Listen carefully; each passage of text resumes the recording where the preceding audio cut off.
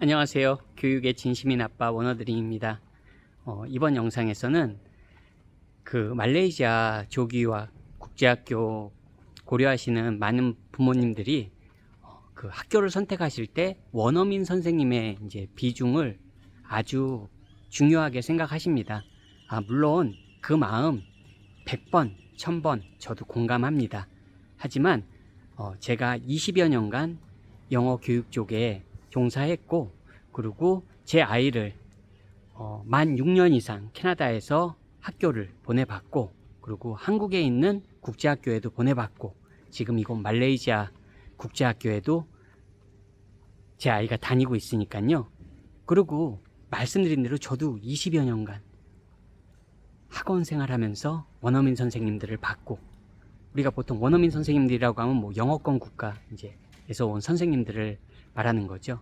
한번 제 솔직한 마음을 이야기해 보려고 합니다. 일단 뭐 학원에 계시는 원어민 선생님들하고 국제학교에 있는 원어민 선생님들은 다르다고 생각하실 부모님들이 많이 계시겠지만 실제적으로 그렇게 다르지 않습니다. 많이. 물론 뭐 국제학교에 계신 원어민 선생님들은 교원 자격증을 가지고 계시는 분들이 적지 않을 수도 있겠죠. 하지만 그렇게 생각하시면 한국에서도 교원 자격증 있는 분들은 넘쳐납니다. 그렇죠?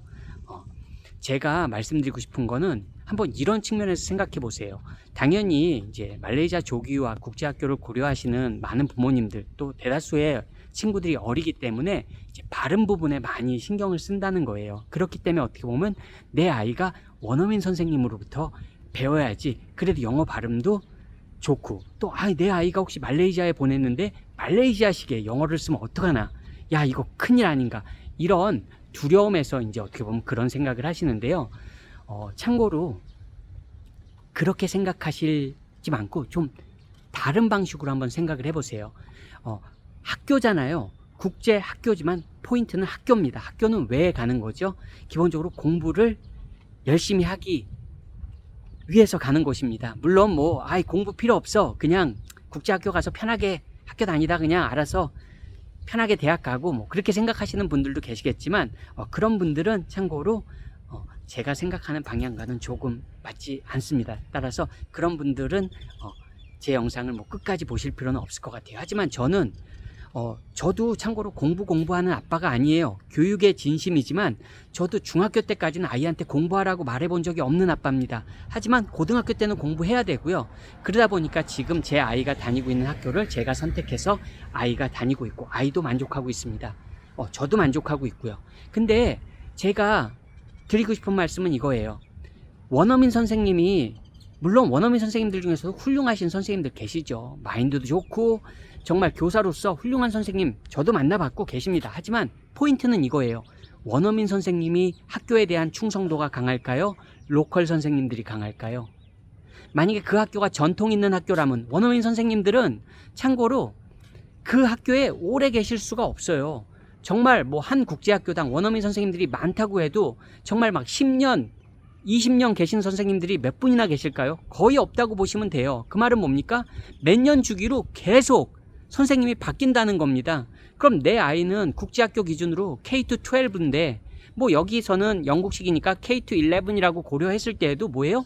선생님들이 엄청 바뀔 수밖에 없는 겁니다. 내 아이는 한 학교를 11년, 12년간 다녔는데 선생님들은 계속 바뀌어.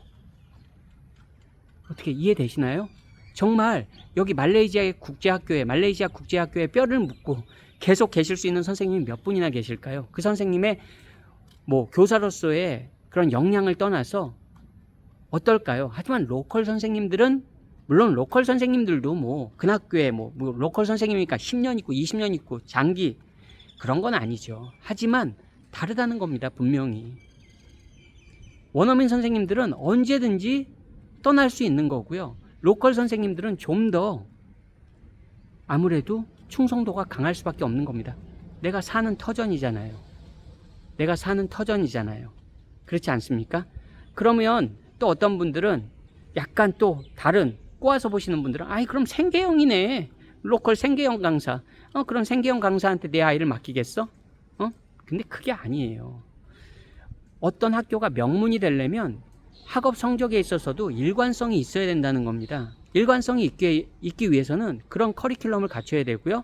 그런 커리큘럼을 따라갈 수 있는 선생님들이 계속 그 커리큘럼을 따라가고 학생들을 계속 그렇게 좋은 성적을 낼 수 있도록 시스템이 갖춰지려면 사람들이 계속 바뀌면 힘듭니다.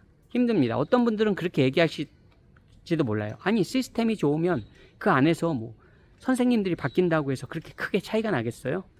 차이가 엄청납니다. 특히 국제학교 시스템에서는 선생님이 어떠냐에 따라서 굉장히 차이가 난다고요. 예? 그냥 한국식으로 진짜 말 그대로 시스템으로 그냥 이게 아닙니다. 특히 국제학교는 선생님의 역량에 따라서 그 결과물들이 굉장히 달라집니다. 그런 거를 고려하신다면 단지 원어민 선생님들이 많은 학교가 좋은 학교라고 볼 수 없습니다.